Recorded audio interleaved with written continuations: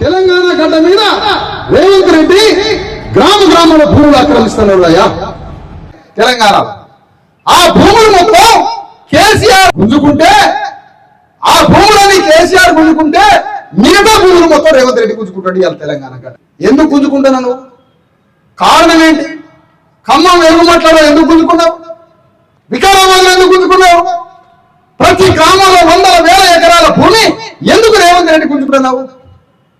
ఎందుకు గుంజుకుంటున్నావు అంటే అణగారిన కులాలకు భూములు ఉండొద్దు, అవి అగ్రవర్ణ వ్యాపారాలకి మారిపోవాలి, వీళ్ళు అంతమైపోవాలని ఆ పని చేస్తున్నాం.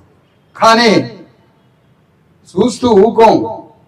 ఏ భూములైతే రేవంత్ రెడ్డి అణగారిన కులాలకు గుంజుకుంటాడో ఆ భూములు గుంజుకుంటుంటే ఆ అణగారిన వర్గాల తరఫు నుండి రేవంత్ రెడ్డి మీద యుద్ధం చేయడానికి చేసి బయలుదేరిందని తెలియజేస్తా ఉన్నా. ఈ సందర్భంగా కాసుకో రేవంత్ రెడ్డి, నువ్వు అనుకుంటున్నావు కదా ఎవడు బీసీఎస్సీ ఎస్టీల తరఫున ఉండడు, ఎవడు లీడర్ గా నిలబడడు, బీసీఎస్సీ ఎస్టీలంతా అమ్ముడుపోతారు, 150కి అమ్ముడుపోతారు, సారా మాంసాలకు అమ్ముడుపోతారు, బీసీఎస్సీ ఎస్టీల నాయకత్వం ఉండదు, కాన్సీరాం లాగా ఎవడు వీళ్ళు నిలబడాలని అనుకుంటున్నావు కదా.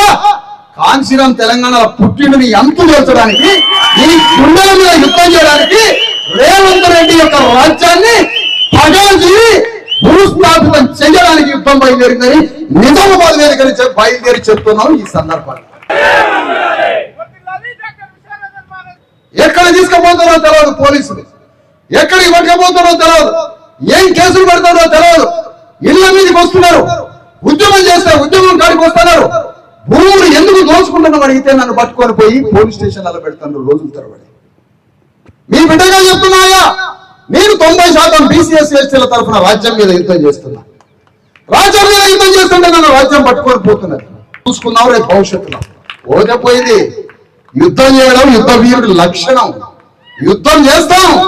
రెట్లు చేసినటువంటి ఈ భూస్వామ్య దోపిడీ అయా మీ అందరు చూసారు. నాదర్గూల్ భూముల కాడ కర్ర తీసుకొని పోయిన రౌడీలు పెడితే పెద్ద పెద్ద సినిమాలు వస్తుంటాయి అప్పుడప్పుడు. ఆ సినిమాలో ఇట్లా జుంపాలు గింపాలు పెంచుకొని రౌడీలు ఉంటారు 100 మంది. అలాంటి రౌడీలు పెట్టినగా నాదర్గుల్లా ఎస్సీ ఎస్టీల భూములు, బీసీల భూములు ఎకరం అరెకరం దున్నుకుంటుంటే కూరగాయలు పండించుకొని కూరగాయలు అమ్ముకొని పిల్లలకు తిండి పెడుతుంటే ఆ భూముల మీదకి ఒకడు 1500 ఎకరం ఆక్రమించడానికి వచ్చి వాడు చుట్టూ రేకులు పెట్టుకొని అందులో రౌడీలు పెట్టాడు. ఆ రౌడీలు పెట్టి ఆ రౌడీలతో ఆ భూమిని కాపాడితే ఆ రౌడీలు పోలీసులు కాపాడతారు.